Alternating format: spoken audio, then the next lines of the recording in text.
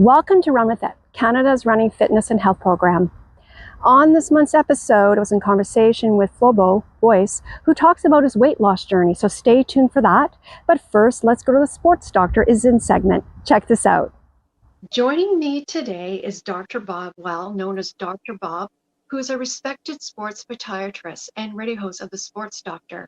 Dr. Bob is back on the show to talk about common running injuries and prevention. Welcome back, Dr. Bob. Hi, Christine. It's always good to see you. I don't know. I think we're in our fourth year, maybe longer than that I've showed up once a month. The Sports Doctor is In. Of course, Yes. Your show is called Run With It. You were a very serious runner. You're still putting in the miles. And we really want to give some tips on some of the common problems we see in running and some of the things that are so important in prevention. Especially if you've got a history of problems, you really want to be paying attention. Everything from, are you in the best shoe for your particular foot mechanics? Are you paying any attention to strengthening your feet and ankles? And are you dealing with paying attention if you had a history of problems, the things that we want? And runners are famous for this, trying to push through problems and sometimes ending up with a lot more of a serious problem than not. And what better time to discuss it than the Olympics when everybody's running, jumping. It's an exciting time to see. The biggest problem we see in runners is plantar fasciitis, problems with heel discomfort and arch discomfort at all levels, at all ages.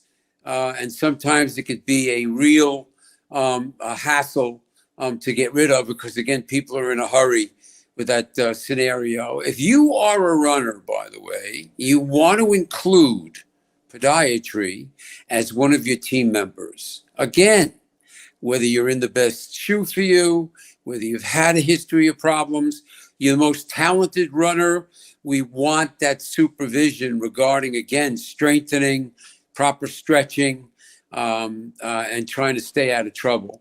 So when we've got plantar fasciitis, when we've got many times it's first thing in the morning, people might say the first couple of steps out of bed, wow, my heel's hurting me.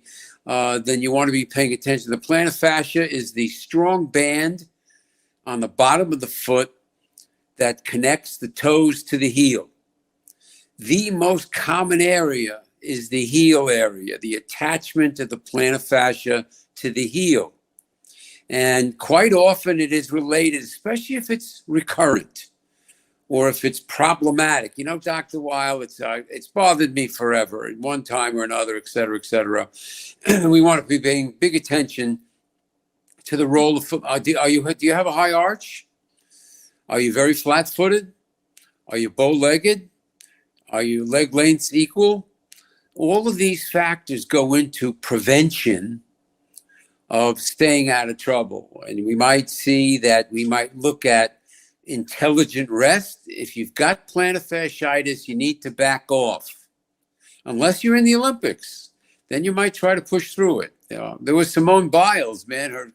We thought she injured her calf and limping around, and she comes out and does all sorts of spectacular things. We lucked out with that one. And any kind of tendinitis, Achilles tendinitis, is another problem we see in runners, Christine, where there's pain of the tendon itself, where it attaches to the heel, and where it attaches to that whole calf area. So that's another problem area. Shin problems, shin splints, very big deal in runners. When it's persistent, it's foot related. Almost always. So again, we want the role of podiatry. If you're a real smart runner, you'll pay attention to orthotics. You don't need trouble to benefit from orthotics. Proper biomechanical devices, custom orthotics for that particular person, whether they're 9 years old or 90 years old, is almost always a step up in prevention. Being able to control the important motions of the foot. Foot ankle are complicated motions normally. Terms all you runners are very familiar with. Pronation and supination. They're both normal. Pronation and supination. Pronation allows the foot to absorb shock. Every time you land on your heel, pronation is starting, absorb shock. Maybe 50% of your weight every step you take. You start running, you're tripling it already. The forces that are going up your foot, ankle, knees, and legs. Pronation allows your foot to shape to the ground. Imagine you're walking on the grass barefoot. Pronation allows your foot to adapt to the surface. And at the same time, your knee is rotating inward. So if you pronate excessively, you're rotating your knee, you're straining your knee in many instances. Pronation lasts, Christine, until you bear weight. Once you pass over the foot, pronation is done. Now supination, your ability to push off. The foot lines up, the big toe lines up to give us a spring-like push-off mechanism to push us forward. When we see that again, if the timing is off, we could be running into trouble. That's many times where orthotics come in. If the foot is pronated excessively, we're stretching the arch. We're straining the arch, a la plantar fasciitis. If we're pronating excessively, we're putting tension on the tendon that attaches into the arch, that runs down the whole shin, the posterior tibial tendon. Shin splints, runner's knee. Oh, by the way, girls are different than boys, Christine. The mechanics are different. Young girls develop wider hips. They go through puberty. So the adult woman runner has wider hips and a different angle. It's called the Q angle, down to the knee. And this is why we see at all levels, there's more knee problems in girls than boys and women than men, including the serious ACL problems we see. More often, again, in the tennis player, the basketball player, the soccer player, where that girl is running, changing direction, the pickleball player.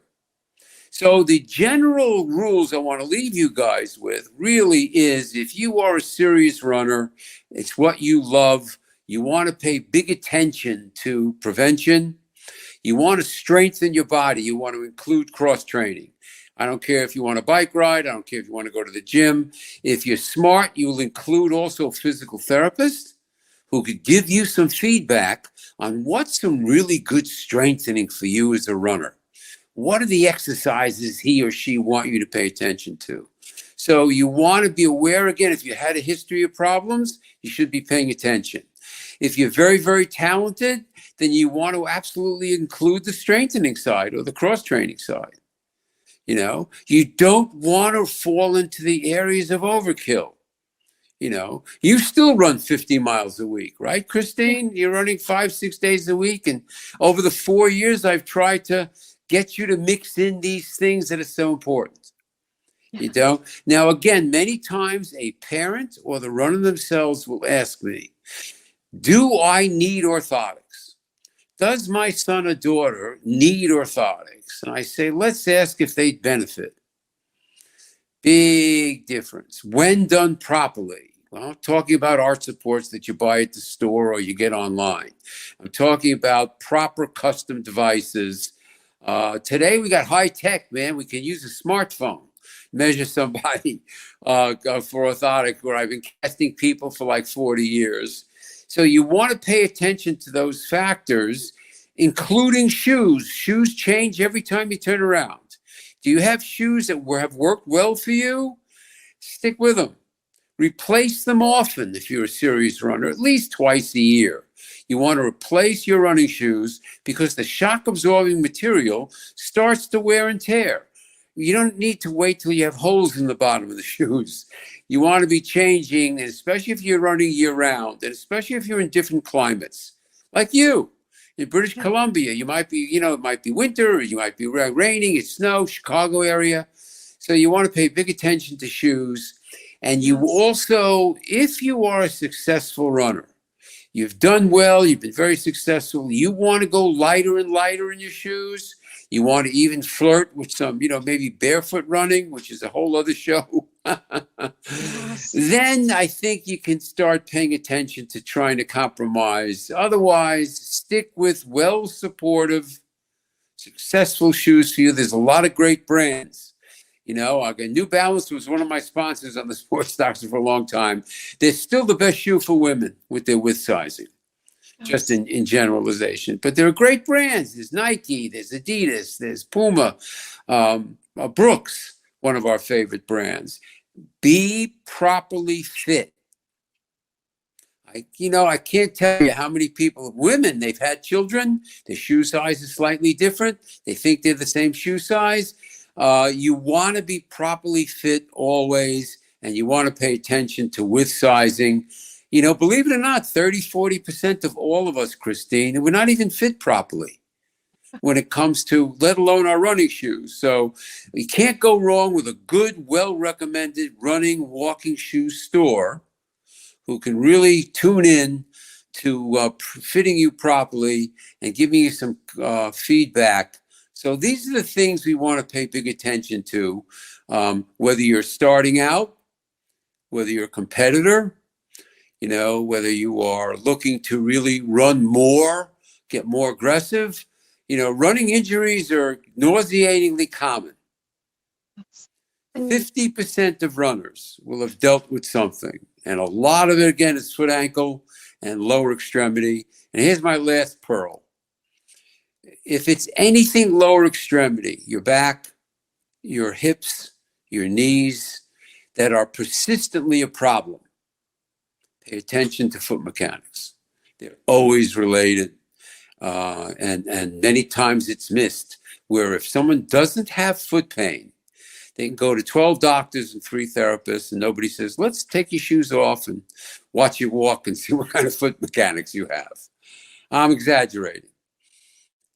So, Dr. Bob, if people want more information, where can they go? Well, now they can go, it's funny, I'm updating my website. The new title is going to be The Foot Doctor, or rather the sportsdoctorradio.com. It's not up yet. So they can go to bbsradio.com/the sports doctor, and they can go to the archives and listen to past shows. You've been on probably a dozen times over the years. They can catch you with all of the things you're doing with your career and run with it. And so that they can find that out. And when I get the website up, next time I see you, I should have it up and running. Good luck. Thank you so much. It's always great to be with you, Christine. You too, Dr. Bob. Keep running with it.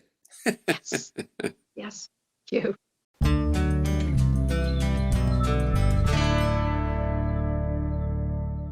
Joining me today is host, writer, stand-up comedian Flobo Boyce, who hosts his own radio show called Knew Amsterdam. And he's here to talk about his media career, how he lost 150 pounds, and what is next for him. Welcome to the program. Well, thank you for having me. It's always cool to talk with people who are in the media space, and you're a legend. I mean, so this is actually a fun time for me. No, I'm so excited to have you here. And, I have to say, I love your trailer. It says, who are you and what do you do? Yeah. You are a Renaissance man. Thank you. Yeah, you do it all, and you do it with such passion.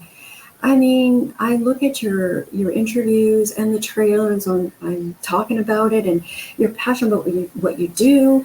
So, did becoming a comedian, was that the first career that came first? Oh, that is a really complex question, because that was the first dream. I grew up, my parents are working class, and so they had 6 jobs between them. And so they're always serious and stern. They were very stoic and stern parents, you know what I mean? And I love them to death, but that's just the way they are. But I would know as a kid, the only time they laughed was when it was late night talk shows, like the Jay Leno's and the Lettermans. And I was like, I want to do that. So comedy was like the first dream.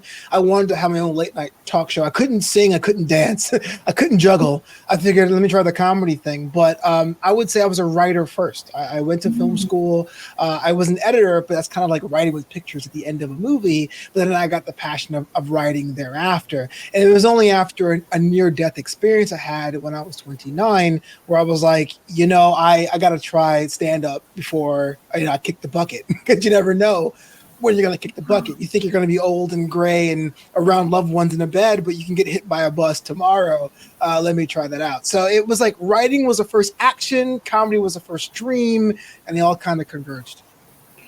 But you have a strong writing background, and that certainly helps with comedy, with your radio show, with writing in general. And so writing is really important if you have the writing bug, or you're an accomplished writer like yourself. And so I think it's wonderful in comedian. I mean, not everyone can be a stand-up comedian.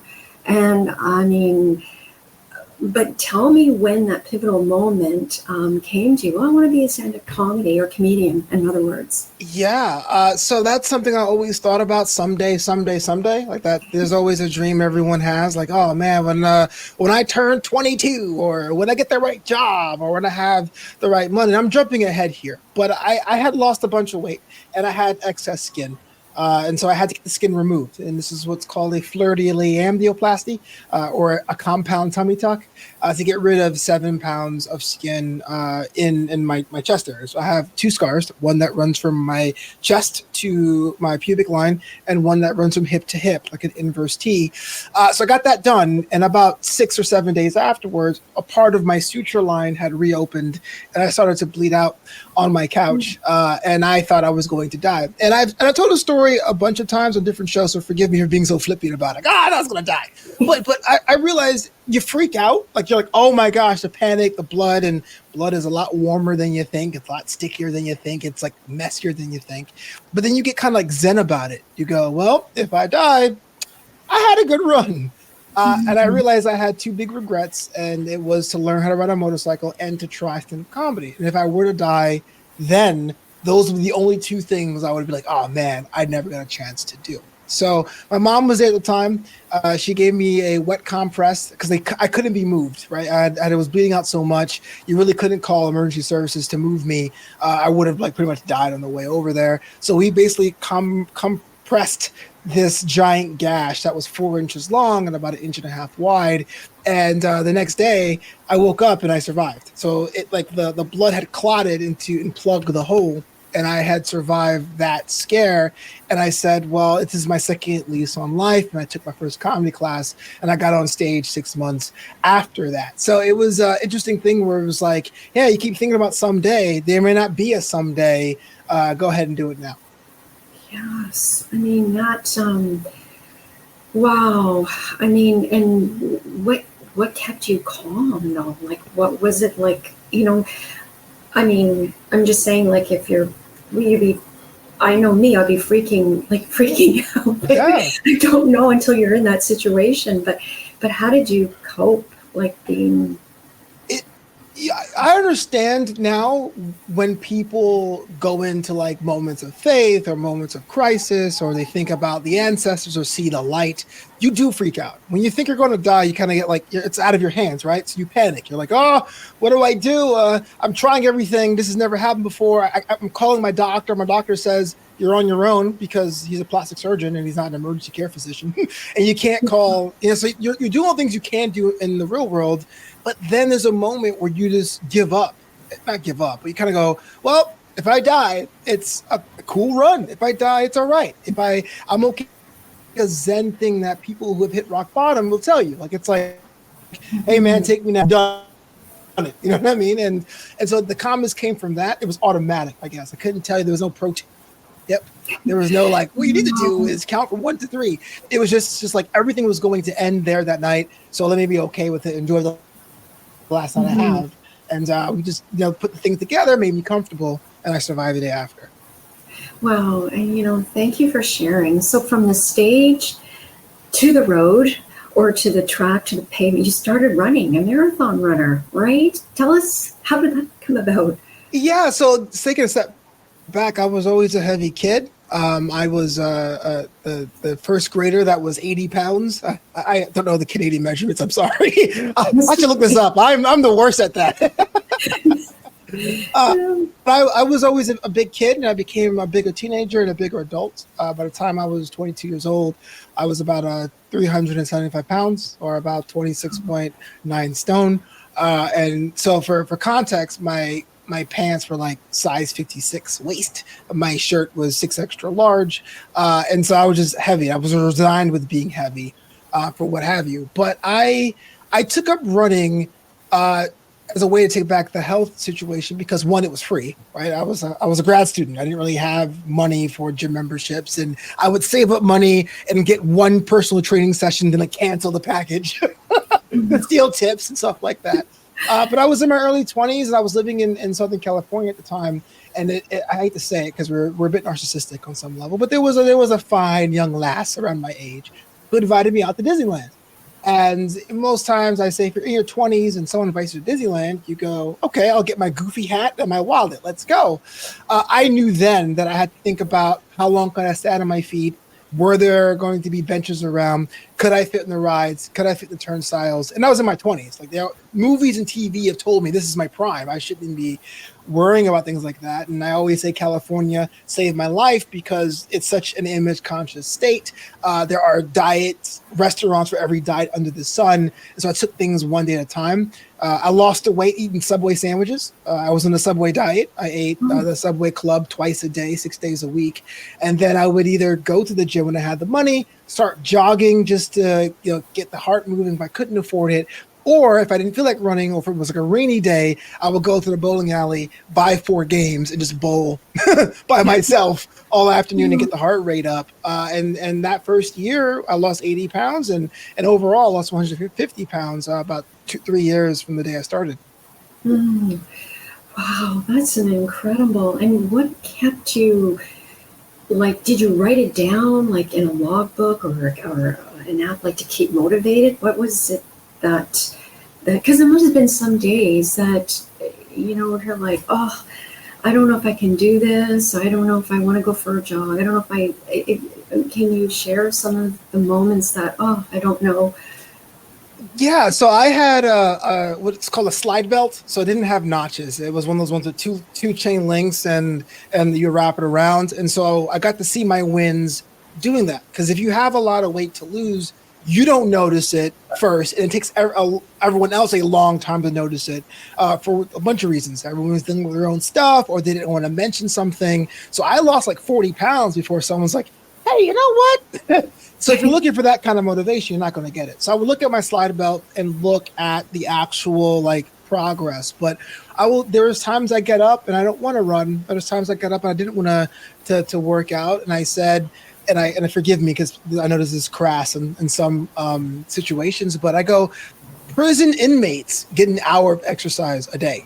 They're hardened criminals, right? Why am I denying myself that? I don't particularly enjoy brushing my teeth, but I have to do it multiple times a day because there's consequences if you do not. And so it was that motivation plus seeing the gains, as they say, of that belt getting longer and longer is what got me to go day in, day out. Mm-hmm. And, tell us about your training now.